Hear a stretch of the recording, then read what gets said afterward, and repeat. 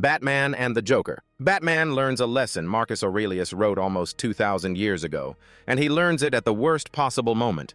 It does not come in peace or wisdom or some quiet cave. It comes with blood on the floor, a family shattered, and one question that could destroy everything he is. In Batman, a death in the family, Jason Todd, the second Robin, is hunting for answers about his mother. Batman follows him across the Middle East, trying to protect him, trying to pull him back before his anger moves too fast. But Jason finds Sheila Haywood, his biological mother, and that hope turns into a trap. She betrays him to the Joker. The Joker beats Jason with a crowbar, leaves him broken in a warehouse, and locks the door with explosives ticking down. Jason tries to save his mother, even after she betrayed him. Batman arrives seconds too late. He finds the rubble, and inside it, he finds Robin dead. That is the kind of pain that changes a man forever.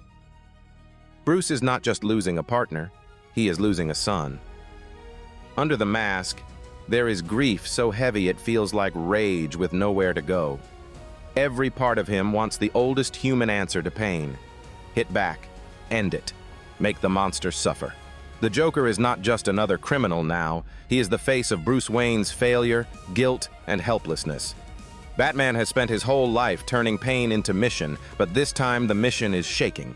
This time revenge almost looks like justice. That is where Marcus Aurelius enters this story, even though he lived centuries before Gotham ever existed. Marcus wrote that you have power over your mind, not outside events. He taught that the world can wound you, rob you, and bury you in loss, but it still cannot force you to become cruel. That is the real battle, not whether tragedy strikes, because it will. The real battle is whether suffering gets to choose your character. Batman cannot control the bomb. He cannot reverse Jason's death. He cannot erase the guilt that follows him into every silent room of the Batcave. But he can control what happens next. He can choose whether pain turns him into the very thing he hunts. That choice is the whole meaning of Batman. If he kills the Joker, even for Jason, he lets grief write his code for him. He stops being a guardian and becomes just another man who answers trauma with violence. So Batman does the harder thing. He keeps going without surrendering to hatred. He carries Jason's death like armor made of fire, and he does not let it decide who he is. That is not weakness. That is discipline at its most brutal. Anybody can lose themselves in rage. Very few people can stand over unbearable loss and still obey principle. That is why this moment matters. Batman is not powerful because he feels no pain. He is powerful because pain does not get the final vote. Marcus Aurelius would understand that immediately. A person is tested most when emotion gives them a perfect excuse to betray their own values.